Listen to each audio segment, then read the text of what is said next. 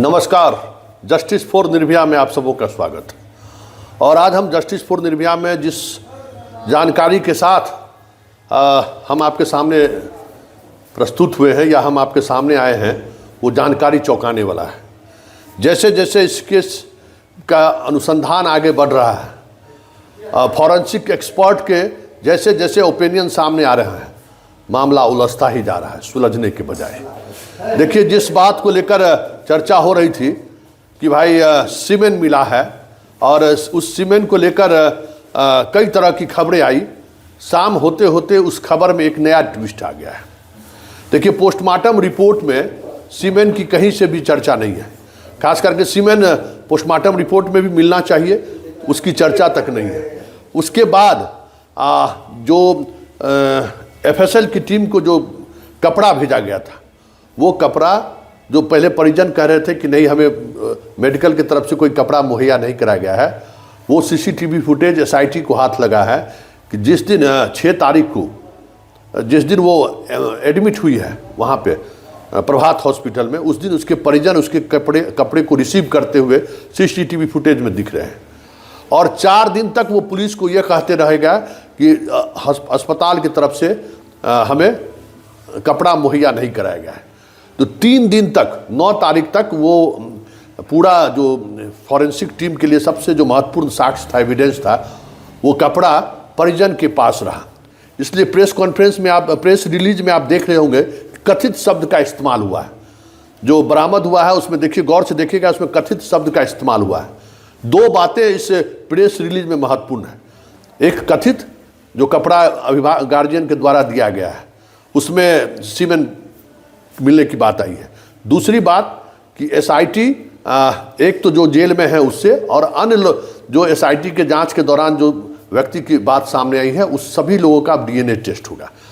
जहानाबाद से खबर आ रही है कि कई लोगों को पुलिस ने, अभी भी पूरा अनुसंधान जहानाबाद तक ही केंद्रित है।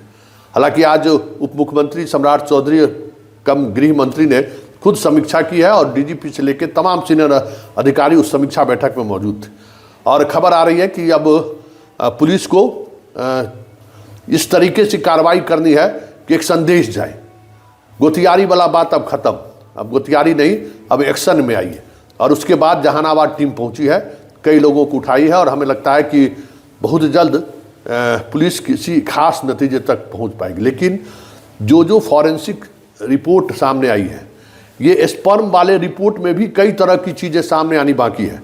अभी जिस अंडरगारमेंट्स में स्पर्म मिला है, वो प्रारंभिक तौर पर ये बात की पुष्टि हुई है। इसमें जब तक डीएनए, मतलब इसका जब तक पूरे तौर पर ये नहीं हो पाएगा कि इसमें डीएनए किसका है, तब तक कई मौके पर ऐसा भी हुआ है कि फर्स्ट जांच में पॉजिटिव आया और जब डीएनए किया गया तो पता चला कि कोई डीएनए बॉडी में मौजूद ही नहीं है।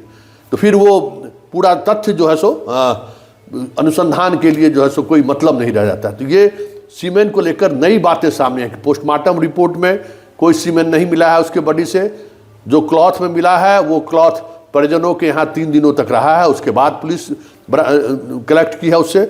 और चौथा ये कि जो सीमेन मिला भी है, जब तक उसका डीएनए नहीं आता है, डीएनए रिपोर्ट नहीं आता है, तब तक उस सीमेन के पॉजिटिव होने का कोई मतलब नहीं है। फिर भी पुलिस ने अब लाइन ऑफ एक्शन, एफआईआर अलग तरीके से दर्ज कर दिया है, उस तरीके से आगे की कार्रवाई कर रही है। लेकिन इस मामले में जो सबसे महत्वपूर्ण एविडेंस के तौर पर जो चीज़ें अब सामने आ रही हैं, वो कहीं न कहीं परिजनों के लिए मुश्किलें खड़ी करने वाली हैं।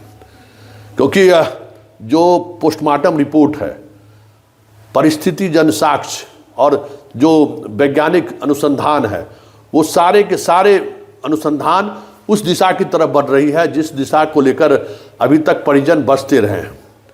कॉज ऑफ डेथ, मतलब मृत्यु का कारण अभी तक भेसरा रिपोर्ट नहीं आया है। अगर कॉज ऑफ डेथ दवा हुआ तो वो उन्होंने सिर्फ मीडिया के सामने स्वीकार नहीं किया है, एसआईटी के सामने विधिवत लिख कर उन्होंने दिया है कि जो लड़की के जहाँ हॉस्टल में रह रही थी, जहाँ से वो बरामद हुआ है, वहाँ पहुँचा कैसे है, वो उन्होंने क्या स्वीकार कर दिया है ऑन रिटन। ऐसे में अगर दवा खाने से अगर उसकी मौत हुई है, तब तो फिर केस में लपेटे जाएंगे, चाहे वजह जो भी रहा हो। क्योंकि दवा उसके पास पहुंचाना ये अपने आप में एक बड़ा अपराध है। और वो दवा हार्ट के डॉक्टर लिखते ज़रूर हैं, लेकिन उसके इस्तेमाल से नींद ज़्यादा आती है, यही उसका मेनुकुल्स जो है यही बता रहा है। इस तरीके से कई तरीके के एविडेंस अभी सामने आए हैं, लेकिन अब पूरी तौर पर जब तक एम्स के डॉक्टर के द्वारा जो 5 सदस्यीय टीम है, जब तक उनका रिपोर्ट सामने नहीं आ जाता है, तब तक पुलिस फिलहाल कोई कार्रवाई से बचती दिखेगी। वैसे खबर ये थी कि आज शाम डीजीपी और एम्स के जो मेडिकल बोर्ड के जो चेयरमैन हैं वो प्रेस कॉन्फ्रेंस कर सकते हैं, लेकिन अब नई चीज़ें सामने आ गई हैं, तो अभी और अब लंबा अनुसंधान खींचेगा और वक्त लगेगा। लेकिन आज जहानाबाद में जो बातें हुई हैं, जिस तरीके से धरपकड़ हुआ है, ये हमारी उस खबर की फिर से पुष्टि हो गई कि पटना में कुछ भी नहीं हुआ है। और पटना में जो सीसीटीवी मिला है, जो गेट तोड़ने का जो सीसीटीवी है, उसमें 1 2 नहीं 7 8 लड़कियां भी मौजूद है वहाँ पर, जो गेट तोड़ रही है, जो लड़की अंदर से बंद किए हुए है। तो गेट तोड़ने के दौरान जो लड़कियां मौजूद थी, अब उन लड़कियों से भी एसआईटी पूछताछ की है, पूरी उसकी वीडियोग्राफी की गई है।